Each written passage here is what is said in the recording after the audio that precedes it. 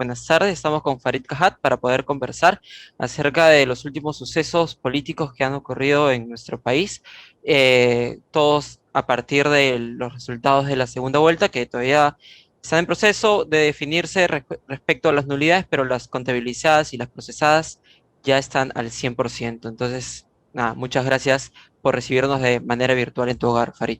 Hasta el día de hoy, Fuerza Popular insiste en que ha habido una manipulación de los votos. Y de eso se trata la democracia, de hacer respetar la voluntad de los peruanos, los votos de cada uno de los peruanos, sin manipulaciones, sin trampas.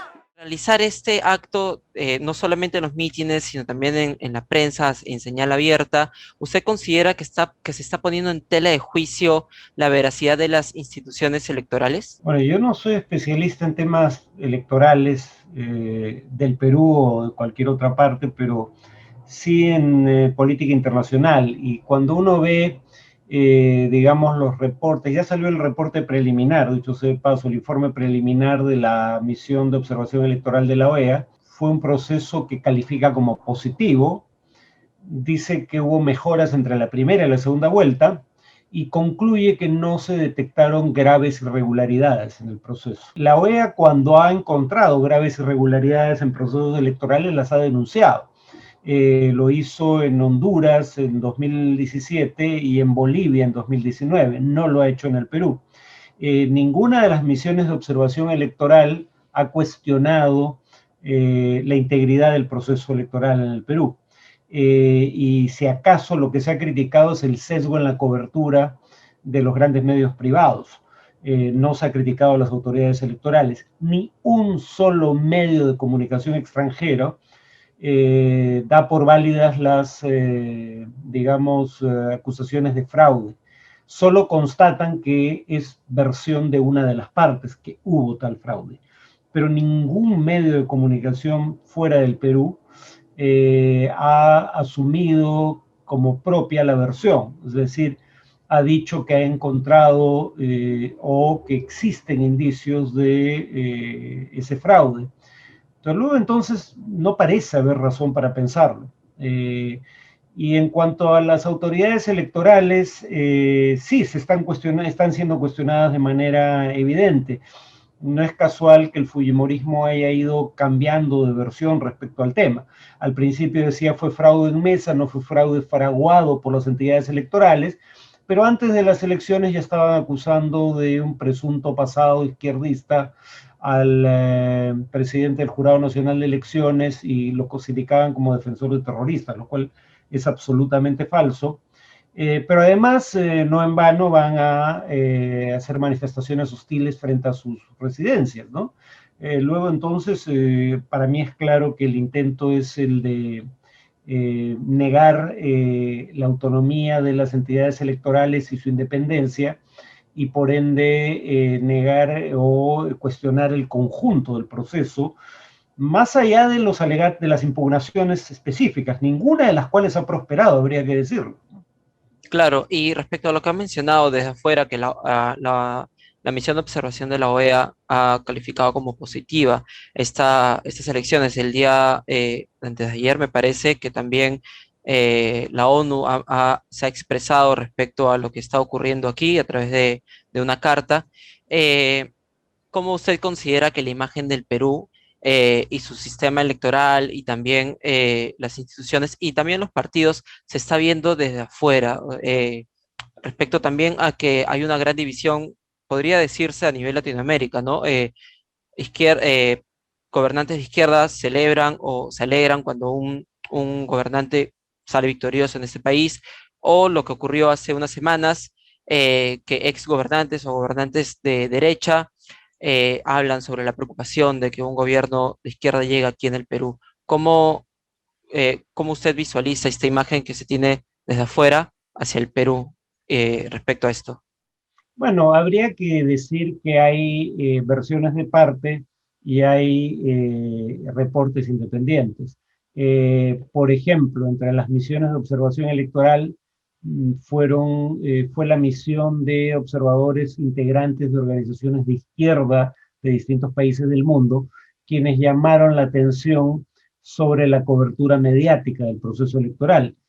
Uno podría decir, bueno, pero estos grupos tienen una opinión favorable respecto a una de las candidaturas, la de Pedro Castillo, y desfavorable respecto a la otra.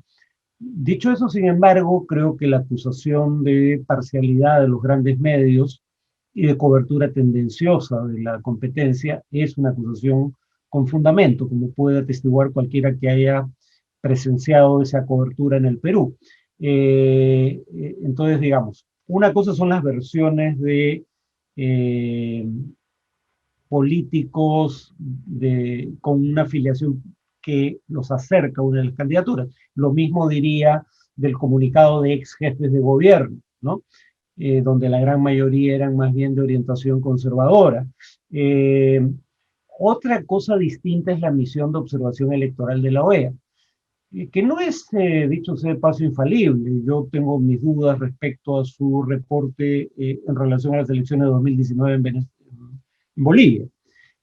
Pero el punto es que la misión de observación electoral de la OEA es lo más cercano a una misión neutral. Es lo mismo podría decirse de la misión del ente interamericano de entidades electorales, es decir, los pares del Jurado Nacional de Elecciones y de la OMPE en el Perú, en la región, que tampoco encuentran graves irregularidades. En el caso de la misión de la OEA en sí misma está compuesta por cerca de 40 personas, pero a eso se suma 200 personas más que recopilan información para la misión en 17 regiones del Perú, además de Lima y Callao, y en 5 ciudades del extranjero en donde se realizó votación de peruanos residentes en el exterior.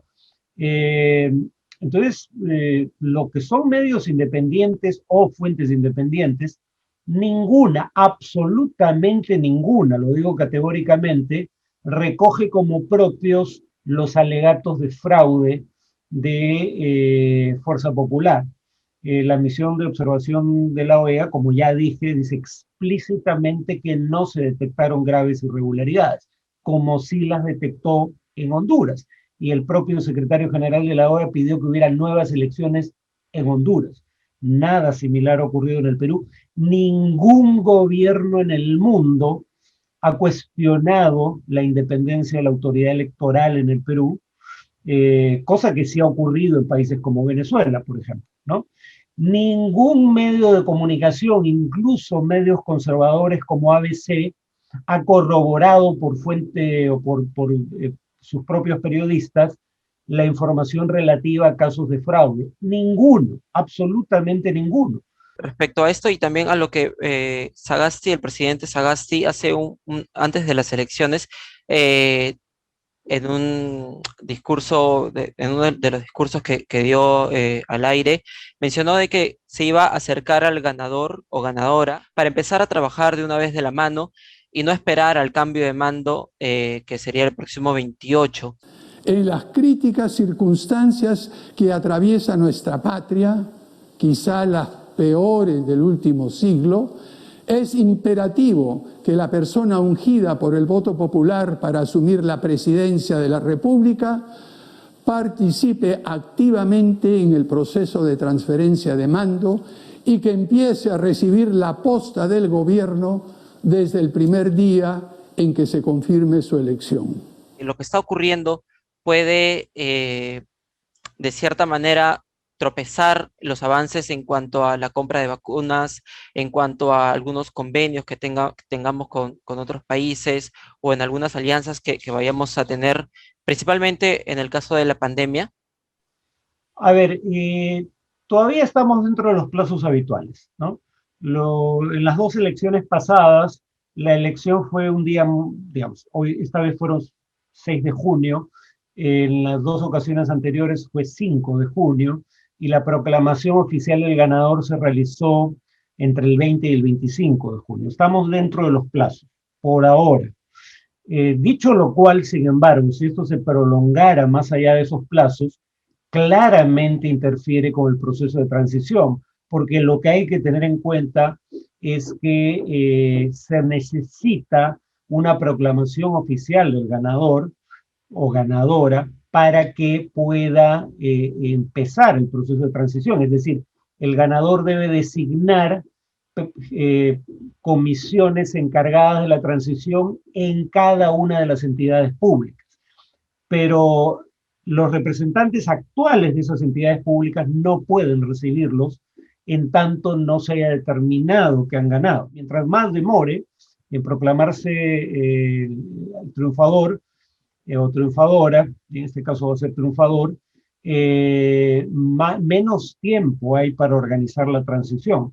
Si uno toma en consideración que el equipo, digamos, de plan de gobierno, el nuevo, cuando menos, de Perú Libre, se conformó entre la primera y la segunda vuelta, y ya hay un hándicap de partida por esa razón. Pero si además no pueden recibir la información de fuentes oficiales necesaria para organizar la transición, eso va a afectar al país en su conjunto, no solo al potencial ganador. Se han escuchado diferentes voces, no solamente de Fuerza Popular, sino quizás de gente que está de acuerdo con la candidatura o en cierta manera también este grito de temor que ha habido durante la segunda vuelta hacia el comunismo, el leninismo y todo ello, entre ellos Mijael Garrido Leca, Philip Butters o Vania Thaís, y en uno de los casos más graves, un congresista electo, el general Montoya, ha llamado a desconocer el resultado, por lo cual podría ser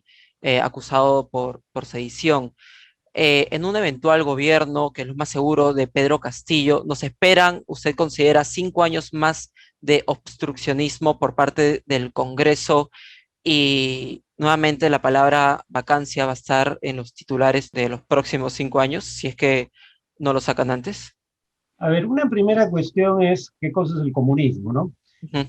Uno no necesita saber mucho sobre ideologías políticas o haber leído a Marx para saber algo sobre este tema. Lo que necesitas hacer es ver cómo están organizados los regímenes políticos que se autodenominan comunistas. Lo digo porque Renovación Popular llegó a llamar al gobierno de Sagasti, y cito en un comunicado oficial del partido, que era un régimen marxista. Cuando partes de esa premisa de que lo que tenemos en el Perú es un régimen marxista, me queda claro que no tienes la más mínima idea de lo que estás hablando, ¿no? Además, hagan un ejercicio de comprobación tan sencillo como este. ¿Cómo son los regímenes marxistas? Solo hay dos, dicho sea de paso, en el mundo, que se autoproclaman comunistas: Cuba y Corea del Norte. ¿Hay partidos políticos en Cuba, además del partido de gobierno, del Partido Comunista? No, es un partido único. Claro. En el Perú hay partidos, hay tantos que tuvimos 18 candidaturas, 17, 18 candidaturas a la presidencia, 18 partidos o más inscritos. Uno. Las elecciones, hay elecciones en Cuba, dicho sea de paso, pero no son elecciones competitivas. Solo pueden candidatear miembros del partido oficial o independientes autorizados por el partido oficial. Las elecciones del Perú fueron competitivas, sí, nadie cuestionó los resultados de primera vuelta. Y Keiko Fujimori solo cuestionó los resultados de segunda vuelta cuando le fueron adversos, ¿no? No cuestionó el proceso antes del 6 de junio. En cualquier caso, las autoridades electorales en países como Cuba están bajo el control del Partido Comunista. Las Claro. autoridades electorales en el Perú no fueron elegidas bajo el actual gobierno, ¿no? Ni por el actual gobierno. El Partido Comunista tiene el virtual monopolio del Congreso en Cuba, una mayoría abrumadora, salvo por unos pocos independientes. El Partido Morado, que es el partido en el gobierno, porque de ahí proviene el presidente Sagasti y al menos uno de sus ministros, es un partido que apenas tenía representación en el Congreso anterior y tiene una representación aún menor en el nuevo Congreso, ¿no? En Cuba hay prensa independiente, no existe. En el Perú hay prensa independiente, bueno, independiente del gobierno con certeza, y que apoyó masivamente a Keiko Fujimori, ¿no? ¿No hay planificación central en el Perú? No, como si la hay en Cuba. ¿La mayoría de las empresas en el Perú son estatales? No, la mayoría son privadas. No hay absolutamente nada de marxista en el actual gobierno. Entonces, Cuando alguien me dice que hay riesgo de comunismo, primero tendríamos que establecer a qué se refiere, ¿no?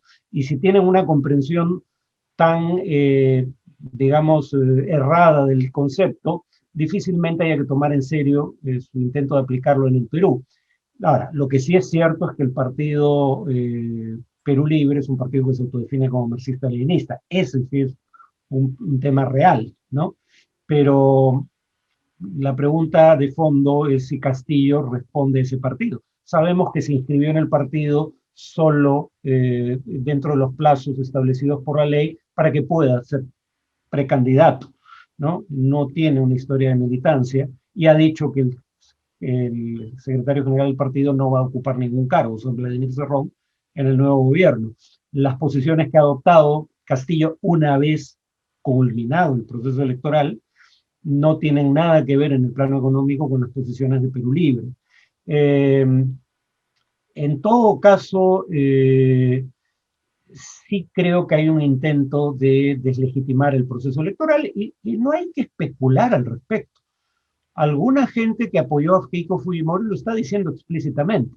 El almirante Montoya, como mencionabas, ¿no? Que dicho sea de paso, tiene un, o sea, él está cuestionando el talante democrático de Pedro Castillo. ¿Qué autoridad moral tiene él para hacerlo? Uno de los militares que firmó el acta de sujeción Así es. a Vladimir Montesinos. Putin.